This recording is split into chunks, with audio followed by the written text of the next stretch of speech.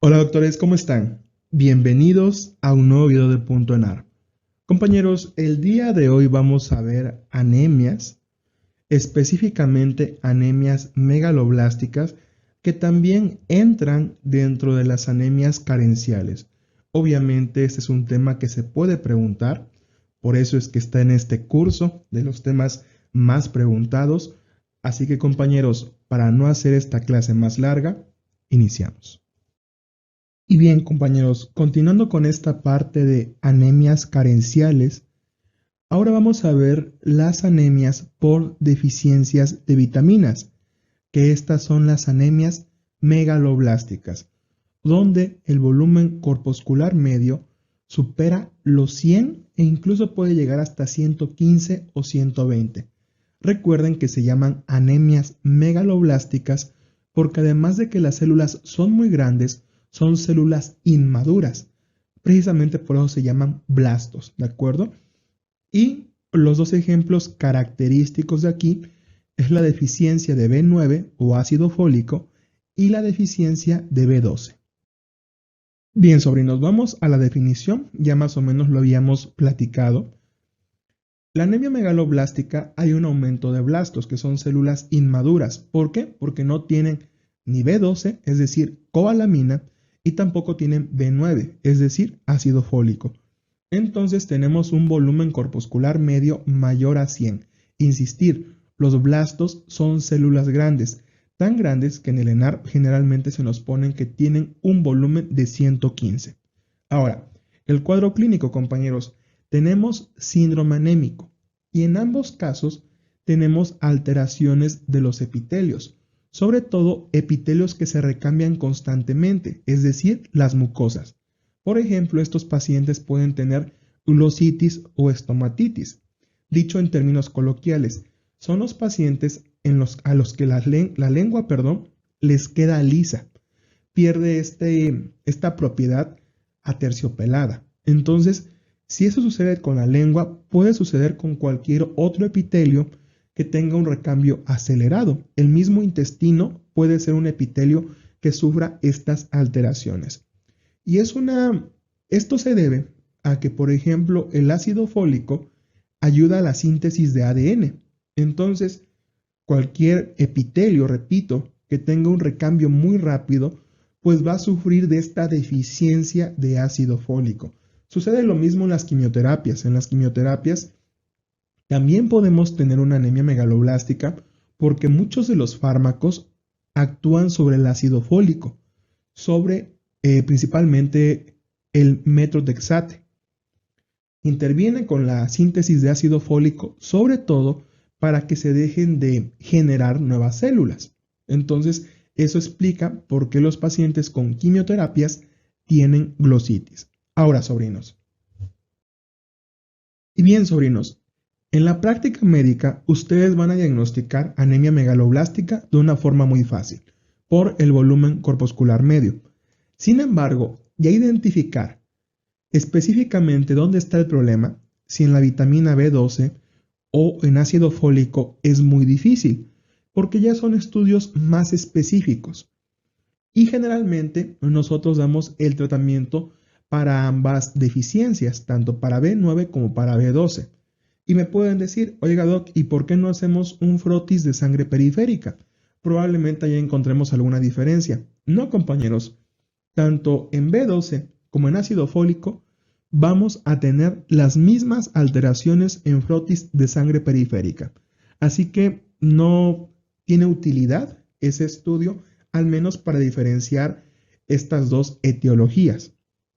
Por esta misma razón, compañeros, repito, nosotros damos el tratamiento de manera combinada, es decir, damos cobalamina B12 y damos ácido fólico B9 para, digamos que cubrir ambas patologías, ¿de acuerdo?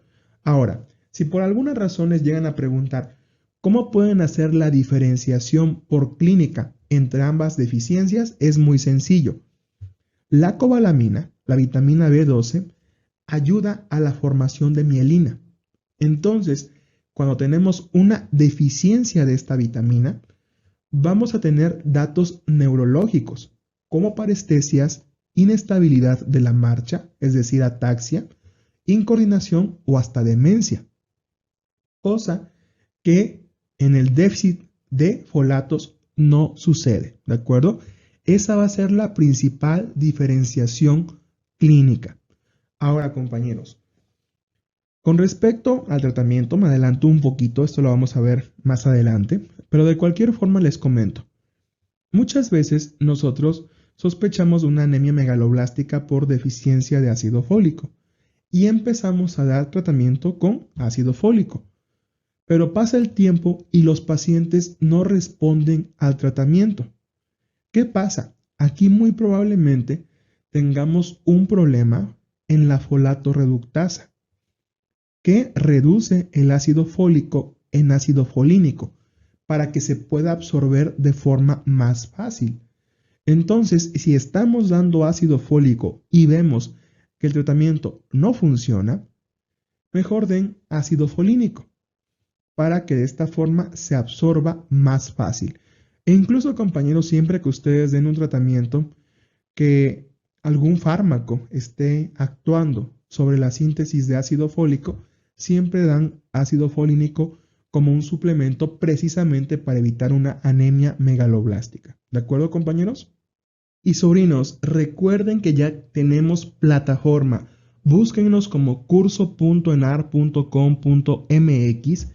Ahí van a encontrar un curso totalmente gratuito con todas las clases que hemos subido a YouTube, no solo hasta este momento, sino de 1 o 2 meses más adelantadas. Actualmente en ese curso va en la clase 88. Así que, sobrinos, si ustedes ya no quieren ver comerciales, quieren tener una estructura bien organizada del curso, vayan, inscríbanse a esta versión totalmente gratuita. Va a seguir siendo gratuita hasta que ustedes presenten el ENAR 2023, es decir, hasta el 30 de septiembre. Solo tienen que registrarse y no tienen que pagar absolutamente nada. Además, van a encontrar 4 simuladores para que ustedes contesten. Son un simulador por especialidad.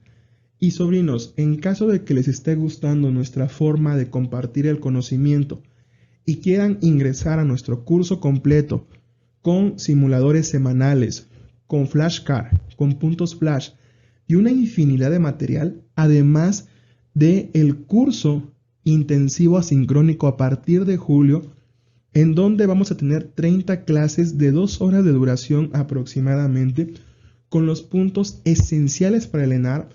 Ingresen a nuestro curso.enar, el pago mensual es solo de 200 pesos y si hacen un pago único es de 1000 pesos. Este pago único es con fecha de abril. Si ustedes están viendo este video después, es probable que este costo se haya hecho más pequeño. Y nada más por mencionar, tenemos el grupo de estudio, que el grupo de estudio generalmente se encuentra lleno, afortunadamente. En este grupo de estudio, además de las clases pregrabadas que ofrecemos en este curso completo, tenemos sesiones en vivo. Actualmente estamos en el semi-intensivo. Tenemos 2 clases en vivo por semana de 2 horas y media o hasta 3 horas de duración, que consiste que primero, antes de entrar a clase, se conteste un simulador que nosotros enviamos, vemos la clase de repaso, después analizamos el simulador y terminamos con una sesión Kahoot. Entonces son sesiones interactivas en donde ustedes integran el conocimiento. Así que, sobrinos, no lo piensen más, ingresen a nuestra plataforma y pues bueno, ese era todo el comercial. Y sobrinos, la verdad no sé si voy a dejar eso que acabo de grabar, porque es algo muy personal y a veces se puede malinterpretar, porque, pues bueno, ¿quién soy yo, no, para decir cómo se manejan las cosas? Siempre lo mejor es buscar ayuda profesional, porque a veces son problemas más severos y un échale ganas no es suficiente. Entonces, simplemente si tienen algún problema, sobrinos, no duden en buscar ayuda profesional. Y pues bueno, y otro punto, sobrinos, ya entrando en tema, recuerden que hicimos un cambio en el calendario con respecto a noviembre, ya que ATLS se hizo un poco más largo. Quitamos 2 clases de primera vuelta, un taller y una clase, para que mejor priorizáramos ATLS, que es un tema más rentable. Así que, sobrinos, les recomiendo buscar ese calendario, o si no me pueden escribir para que se los mande. Y es con el calendario que estamos trabajando, ¿sale? Hoy estamos a 14 de marzo, estamos con SARS-CoV-2. Mañana 15 toca taller de casos clínicos. 16 vamos a ver introducción a anemias.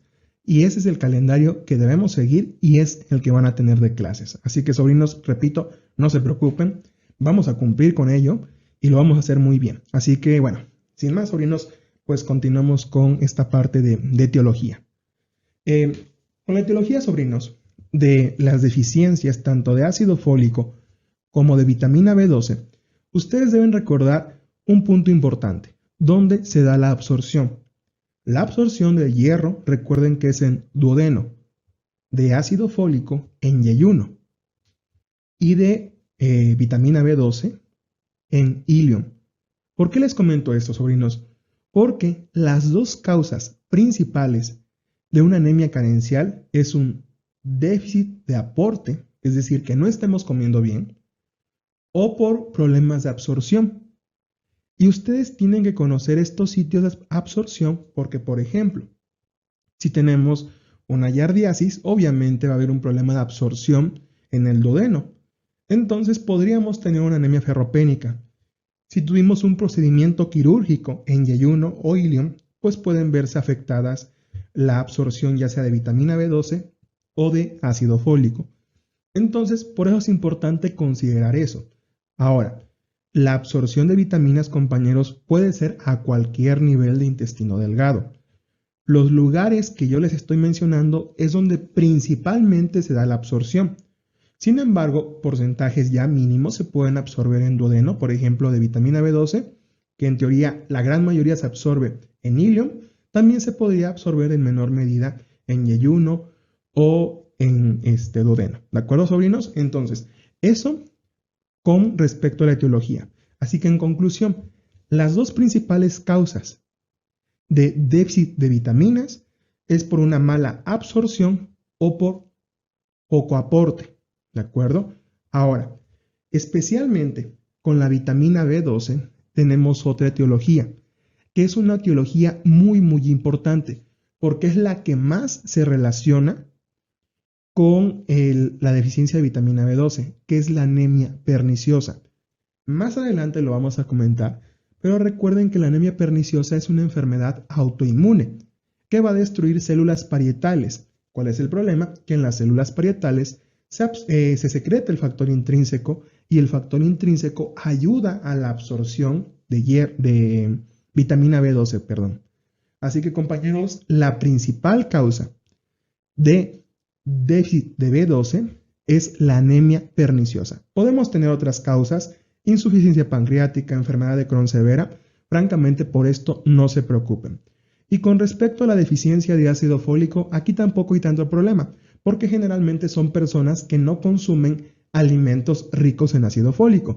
¿Y dónde tenemos el ácido fólico? En frutas y en verduras de hoja verde. ¿De acuerdo?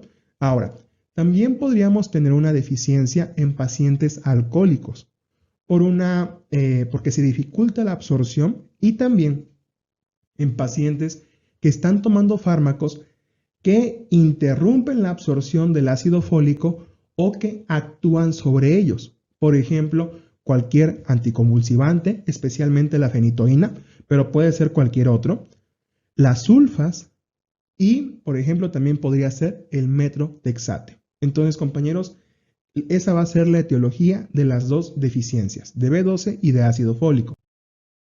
Ahora, en esta tabla comparativa ponemos los puntos más importantes de estas dos deficiencias. De este lado, compañeros, se les pone la de B12 y de este lado de ácido fólico. Ustedes recuerden que por frecuencia de anemias carenciales, en primer lugar tenemos a las ferropénicas. ¿Por qué? Porque la reserva de hierro se agota prácticamente a los 2 meses. En segundo lugar, tenemos a la deficiencia de ácido fólico. ¿Por qué? Porque la reserva de ácido fólico se agota a los 4 meses. Y en tercer lugar, tenemos a la deficiencia de B12. ¿Por qué? Porque esta se agota hasta 2 o 3 años después de que falte el aporte. Entonces, por esta misma razón, en primer lugar tenemos la ferropénica, en segundo de ácido fólico y en tercero de B12. Sin embargo, para términos ENAR, sí importa que conozcan mucho la de B12, porque a pesar de que tenemos que es más rara, tiene una frecuencia menos alta en relación a las otras, si se pregunta por este contexto de la asociación que tiene con la anemia perniciosa. Ahora, compañeros, si ustedes quieren diferenciarlas por clínicas a estas deficiencias, la verdad es muy sencillo. Ambas van a tener el síndrome anémico.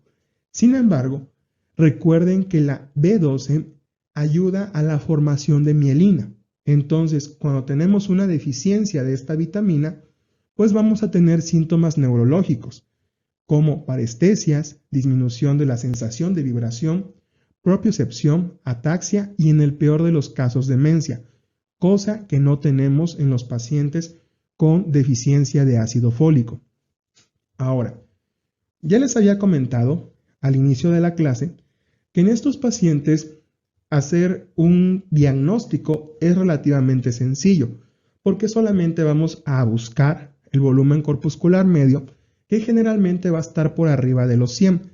Para términos ENART generalmente lo ponen en las megaloblásticas de 115 a 120. Pero ya si quieres ver específicamente qué deficiencia vitamínica tenemos, sí ya es más complicado. ¿Por qué? Me pueden decir, ¿podemos hacer un frotis periférico? Sí, doctores, pero en el frotis periférico va a salir igual en ambas deficiencias. ¿Qué vamos a encontrar? Neutrófilos hipersegmentados. ¿Y qué tienen que ver los neutrófilos aquí? Porque bueno, los neutrófilos también necesitan de estos precursores para la síntesis. Y en caso de no tener estas dos vitaminas, también podríamos tener neutrófilos hipersegmentados. Pero si se dan cuenta, lo encontramos en ambas patologías. Entonces, para saber específicamente dónde está la deficiencia, tenemos que solicitar estos dos laboratorios principalmente, la homocisteína y el ácido metilmalónico, que miden indirectamente la cantidad de estas vitaminas. Si nosotros tenemos una homocisteína normal y un ácido metilmalónico alto, estos pacientes van a tener deficiencia de B12. Y si tenemos una deficiencia de ácido fólico, vamos a tener homocisteína alta y ácido metilmalónico normal. Si se dan cuenta, es a la inversa, ¿de acuerdo? Ustedes recuerden sobre todo el ácido metilmalónico. Si está normal, va a ser de ácido fólico. Si está alto, va a ser de vitamina B12. Ahora, sobrinos, el tratamiento. Ya les había comentado hace un momento que generalmente damos el tratamiento combinado. Damos B12 y ácido fólico y prácticamente sucede así en todas las anemias. Ya saben, siempre que den tratamiento para anemia, den también ácido fólico. ¿Por qué razón? Para que las reservas no se agoten y no vayamos a tener una anemia megaloblástica. Sucede en todas. En anemia ferropénica den ácido fólico. Un tema que vamos a ver más adelante, que es esferocitosis hereditaria, den también ácido fólico. ¿Por qué? Porque repito, como estos pacientes tenían una deficiencia de hemoglobina o de eritrocitos, cuando nosotros damos el tratamiento adecuado, pues se van a empezar a producir a una velocidad acelerada para reponer las cantidades. Entonces necesitamos reservas de ácido fólico, que son las primeras en agotarse de estas dos vitaminas, y si no damos esa suplementación, nuestro paciente se podría complicar con una anemia megaloblástica. Así que siempre den este tratamiento de manera complementaria. Ahora, si ya les preguntan el tratamiento específico, es muy sencillo. ¿Hace falta B12? Pues da B12. Pones 1 miligramo de B12 intramuscular por 7 días, posterior lo das semanalmente y después de forma anual. Es un tratamiento prácticamente de por vida, sobre todo si es una anemia megaloblástica por deficiencia de B12 asociada a una anemia perniciosa. Con respecto al ácido fólico, vamos a dar folato 1 miligramo al día vía oral por 2 a 4 meses. Ahora, sobrinos, si les llegan a preguntar, ¿estas son anemias arregenerativas o regenerativas? ¿Qué responderían? Pues, sobrinos, recuerden que las anemias A regenerativas generalmente son anemias carenciales. Entonces, estas serían anemias megaloblásticas carenciales. Y a las anemias hemolíticas generalmente son regenerativas, ¿de acuerdo? Son las que vamos a ver más adelante. Ahora, sobrinos, otro punto muy importante. Independientemente a la etiología, si les preguntan, ¿es una anemia A regenerativa y regenerativa? Vean si les están dando el valor de reticulocitos, ¿de acuerdo? Si les están dando el valor de reticulocitos, ya no recuerden nada más, solamente fíjense, si tenemos menos de 2%, va a ser una anemia A regenerativa. Si tenemos más del 3%, va a ser una anemia regenerativa, porque podríamos tener ciertas excepciones, ¿de acuerdo? Entonces, aquí la parte más importante va a ser el diagnóstico laboratorial. Y bien, sobrinos, no podemos hablar de anemia megaloblástica por deficiencia de B12 sin ver anemia perniciosa. ¿Por qué? Porque la anemia perniciosa es la principal causante de esta deficiencia de B12. Recuerden que es una enfermedad autoinmune. Sin embargo, no es una anemia hemolítica, porque no destruye eritrocitos. ¿Qué destruye? Destruye células parietales del estómago. Y recuerden que estas células parietales secretan factor intrínseco. Y nosotros necesitamos el factor intrínseco para absorber la B12. ¿De acuerdo? Además de que también tenemos situaciones de falta de ácido clorhídrico, por lo que podríamos tener una gastritis atrófica. Y bien, sobrinos, esto, al ser una enfermedad autoinmune, puede coexistir con otras enfermedades autoinmunes. Y esto ya lo he comentado muchas veces. Siempre que ustedes tengan una enfermedad autoinmune, tienen que descartar otras, porque coexisten, como diabetes 1, hipotiroidismo, vitiligo y lupus. Y aquí sí podría ser un problema, compañeros, porque si les llegaran a hacer un caso clínico en donde tengan anemia perniciosa y otra patología autoinmune, sí podría dificultar bastante el diagnóstico y podría cambiar el tratamiento. Les pongo un ejemplo. Si se los llegan a preguntar con hipotiroidismo, recuerden que los pacientes con hipotiroidismo también van a tener fatiga, van a tener sensación de falta de aire, van a tener calambres. Entonces, incluso hasta lo podríamos confundir ahí con una anemia megaloblástica por déficit de B12. Y a lo mejor también lo tiene. El problema es que tú le vas a dar el tratamiento correspondiente, que es con vitamina B12, y el paciente va a seguir con los síntomas. Le solicitas una nueva BH y el paciente va a seguir igual. Va a tener la misma clínica, pero ya no va a tener la anemia megaloblástica. ¿Qué quiere decir? Que también debemos dar tratamiento para el hipotiroidismo, es decir, dar hormonas tiroideas, que es un tema que ya vamos a ver la siguiente semana. Entonces, a lo mejor en ese contexto sí se podría complicar un poco, pero espero que no les pongan una pregunta de ese tipo. De cualquier forma, repito, el caso clínico va a ser un paciente con síntomas de anemia megaloblástica. Ustedes van a dar el tratamiento, el paciente va a seguir con los mismos síntomas y aunque ya tenga la corrección del volumen corpuscular, tienen que descartar hipotiroidismo, ¿de acuerdo? Eso por mencionar un ejemplo. Y principalmente se los ponen con hipotiroidismo porque es la patología que tiene más datos clínicos un tanto similares a deficiencia de B12, a una anemia por deficiencia de B12. Ahora, el diagnóstico, sobrinos, lo vamos a hacer por clínica y una biometría hemática. Pero ustedes ya saben que la biometría hemática no es suficiente para saber la deficiencia, de qué tipo de deficiencia estamos hablando.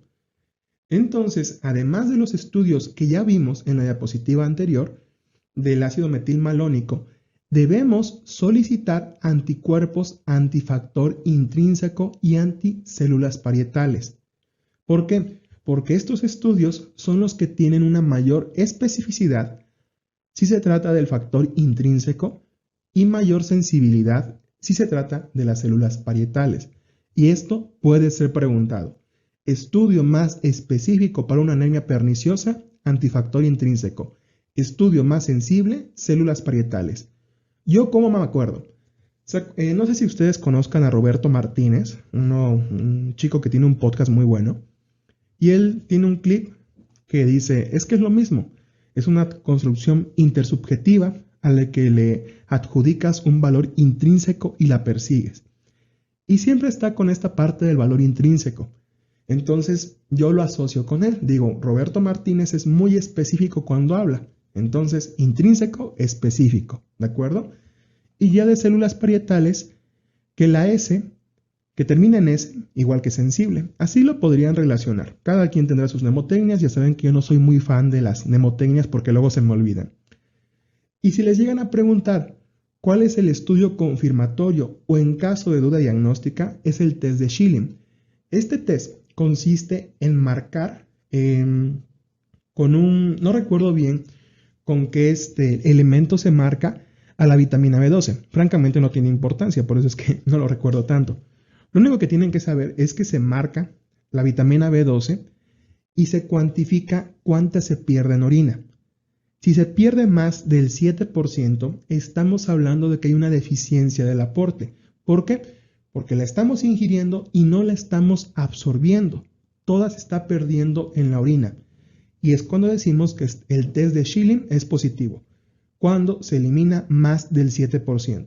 Ahora, con el tratamiento, sobrinos, vamos a dar vitamina B12 intramuscular de por vida, ¿de acuerdo? El problema es autoinmune, nunca se corrige este problema, por lo mismo de que ya están destruidas las células parietales. Entonces, lo único que queda es dar vitamina B12 intramuscular. Obviamente tiene que ser intramuscular, porque si se la dan vía oral no se va a absorber, tiene que ser intramuscular. Y como ya lo he venido comentando, siempre administren ácido fólico para que no se acaben las reservas de este. Y si por alguna razón, sobrinos, les quieren hacer preguntas rebuscadas, como ¿qué es el primer parámetro que se corrige? Siempre en anemias carenciales respondan que el primer parámetro que cambia son los reticulocitos, que en este caso se van a elevar al quinto día. Por ejemplo, en anemia ferropénica se elevan por ahí del día 10. Y mencionar que el depósito de B12 se tarda en normalizar de 30 a 45 días. Dense cuenta cómo cambia. Aquí, por ejemplo, el depósito de B12 dura hasta 2 años. Pero vean, rápidamente lo podemos normalizar. Es por esta razón que la deficiencia de B12 es la anemia megaloblástica menos común. No sucedía así en ácido fólico, que las reservas se agotan rápido, se agotan de 2 a 4 meses. Aquí tenemos mucho más tiempo de reservas y prácticamente se normalizan de 30 a 45 días. Y justo cuando se normalizan las reservas es cuando los valores de volumen corpuscular medio se empiezan a normalizar. Es decir, regresan a parámetros de entre 80 y 100. Ahora, ya comentaba hace un momento, esta al ser una enfermedad autoinmune, pues es una enfermedad de por vida. Y como vamos a tener una gastritis atrófica, corremos el riesgo de padecer adenocarcinoma gástrico. El 10% de los pacientes con anemia perniciosa tendrán este cáncer. Por esa misma razón, estamos obligados a que siempre que hagamos el diagnóstico de anemia perniciosa, en el mismo momento tenemos que hacer una endoscopía, una gastroscopía, como lo quieran llamar, para descartar un adenocarcinoma. Y este estudio se tiene que repetir de forma anual. Pregunta de NAR, sobrinos. Sobrinos, muchas gracias por quedarse hasta el final de nuestra clase. Ya saben, si les gusta nuestra forma de transmitir el conocimiento, por favor, compártanos, síganos en nuestras redes sociales. En todos lados nos encuentran como Punto ENAR. Y sobrinos, se vienen muchos proyectos, se vienen cosas nuevas, estén al pendiente, sobre todo del grupo de Telegram, que es donde damos la mayoría de anuncios. Así que, sobrinos, sin más, nos despedimos, cuídense mucho y un fuerte abrazo. Saludos del tío.